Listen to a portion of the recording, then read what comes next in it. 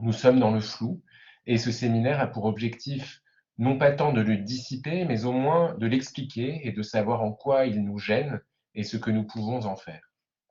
Je rappelle aussi le contexte du séminaire. Depuis 2011, l'espace éthique Île-de-France est devenu un espace parmi d'autres, mais un espace de réflexion sur la maladie d'Alzheimer, conçu pour que puissent y contribuer le plus de disciplines possibles, disons, le plus de métiers possibles, le plus de perspectives possibles. Il y a eu la création prévue par le plan Alzheimer de l'espace de réflexion sur la maladie d'Alzheimer, euh, donc extension nationale de l'espace éthique Île-de-France, qui est devenu espace de réflexion sur les maladies neuroévolutives en 2014. Et d'ailleurs, nous organisons à Nice notre 11e université d'été les 22 et 23 septembre, à laquelle nous vous invitons à participer, si vous le pouvez bien sûr, en vous inscrivant sur le lien que je vais mettre dans un instant dans l'espace de discussion. Et ce sera vraiment un moment assez exceptionnel de réflexion et de discussion sur ces maladies.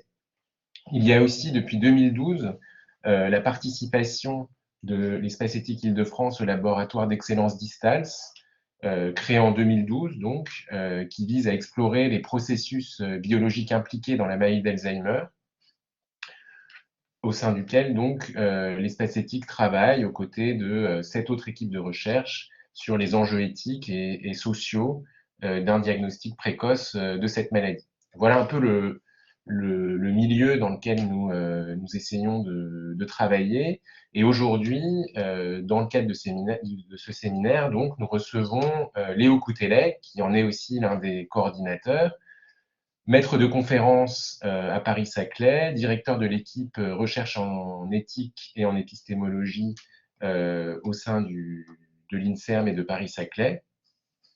Léo développe depuis plusieurs mois le concept de science du soin, qui me semble appeler de nombreuses questions, aussi bien sur ce que Léo entend par science au pluriel, science au pluriel, ce qui est d'ailleurs le titre d'un de ses ouvrages, et sur ce qu'il entend par soin. Alors, je le laisserai répondre à ces questions philosophiques assez massives dans l'histoire de la philosophie. De toute évidence, ce concept de science du soin renferme en lui-même une hypothèse qui peut être formulée de la façon suivante. Il n'est pas justifié de distinguer en théorie et de séparer en pratique les activités scientifiques et les activités de soins.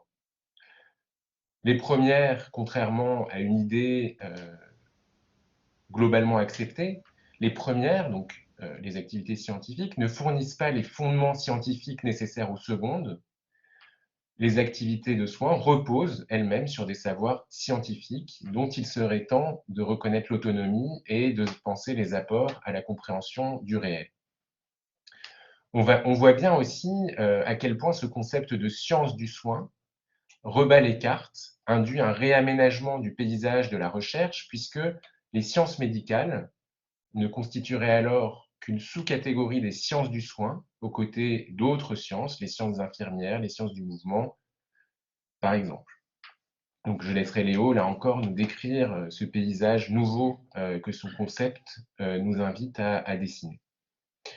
Alors évidemment, dans le contexte de la maladie d'Alzheimer, cette hypothèse nous intéresse tout particulièrement, puisque cette maladie met particulièrement en lumière les difficultés auxquelles nous confronte cette distinction entre les sciences d'un côté, souvent biologiques et médicales, biomédicales comme on le dit, d'un côté donc, et le soin, dans la mesure où il apparaît de plus en plus que la voie biomédicale seule nous rend impuissants quant à la poursuite du seul objectif qui importe pour toute recherche sur la maladie d'Alzheimer, savoir que les personnes malades et que leurs proches aillent mieux face à cette maladie, dans l'épreuve que constitue cette maladie. Voilà. Léo, je te laisse donc la parole.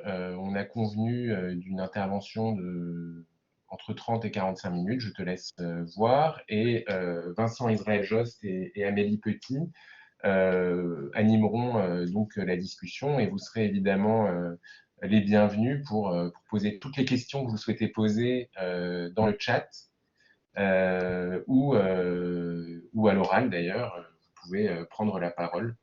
Voilà. Léo, c'est à toi.